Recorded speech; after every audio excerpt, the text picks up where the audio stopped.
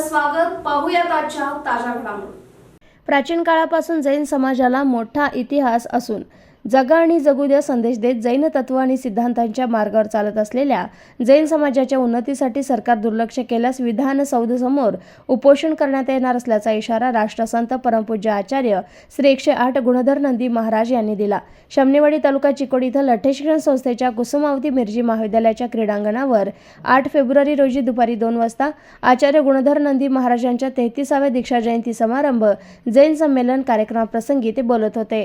परमपूज्य स्वस्तिश्री जिनसेन भट्टारक पट्टाचार्य स्वामीजी नांदणी, परमपूज्य स्वस्तिश्री लक्ष्मीसेन भट्टारक पट्टाचार्य स्वामीजी कोल्हापूर, परमपूज्य धर्मसेन भट्टारक पट्टाचार्य स्वामीजी जैन मठ अमीनबावी आणि परमपूज्य गणिनी आरिका प्रज्ञामती माताजी यांच्या दिव्य सानिध्यात झालेल्या कार्यक्रमाप्रसंगी स्वागत प्रास्ताविक सुदर्शन खोत यांनी केलं.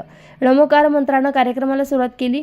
यावेळी माजी मंत्री वीरकुमार पाटील, ज्येष्ठ नेते जयकुमार खोत, युवा नेते उत्तम पाटील, अण्णासाहेब भावले, doctor CB Patil, Sanjay निलजगी, Prakash Patil, advocate ST मुन्नोळे, Bharatesh बनवणे, NA मगदूम, पद्मराज पाटील, संजय मेंढा, चेतना मेंढा मुंबई यांच्यासह उपस्थित मान्यवर भट्टारक स्वामीजी यांच्या हस्ते दीप प्रज्वलन करण्यात आले.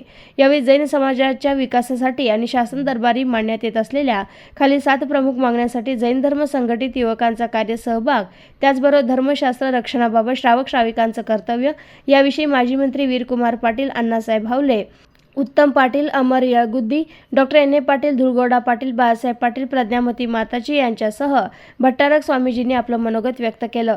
आचार्य गुणधर नंदी महाराज बोलताना पुढे म्हणाले, शासकीय बऱ्याच सुविधांपासून वंचित असलेल्या जैन समाजासाठी सरकारनं जैन निगम मंडळ स्थापन करावं. प्रत्येक महानगरपालिकेच्या कार्यक्षेत्रात जैन वसतिगृह निर्माण करावेत.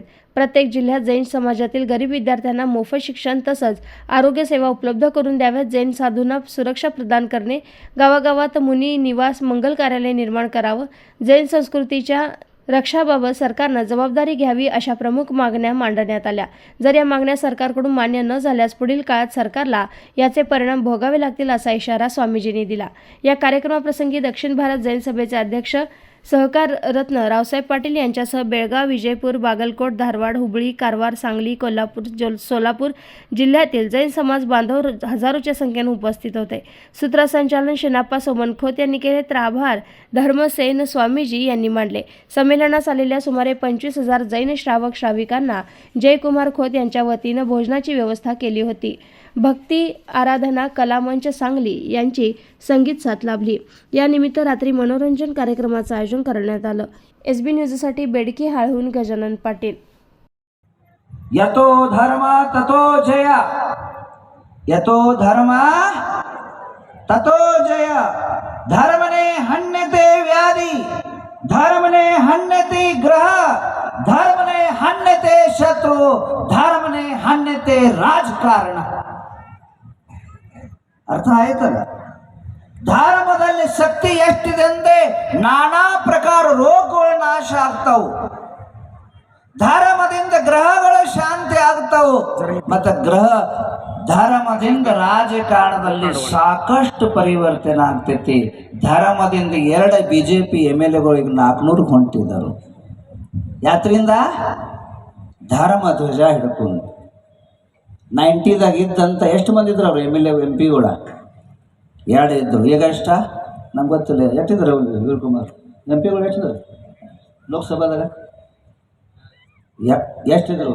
2 ಇದ್ದರು. ಈಗ ಎಷ್ಟ 300 400 ಎಷ್ಟು ನಮಗೂ ಯಾವ ಶೋ ಮಾಡಿಲ್ಲ ಅವ್ರದ 3 ಮ್ಯಾಗಿದ್ದರು.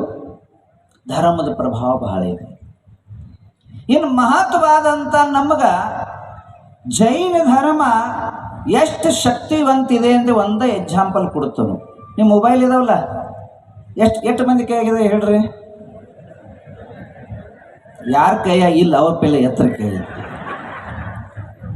राजकीय, सामाजिक, आर्थिक असा सर्व घडामोडींचा आढावा पाहायला विसरू नका SB न्यूज चॅनल आणि नक्कीच सबस्क्राईब करा.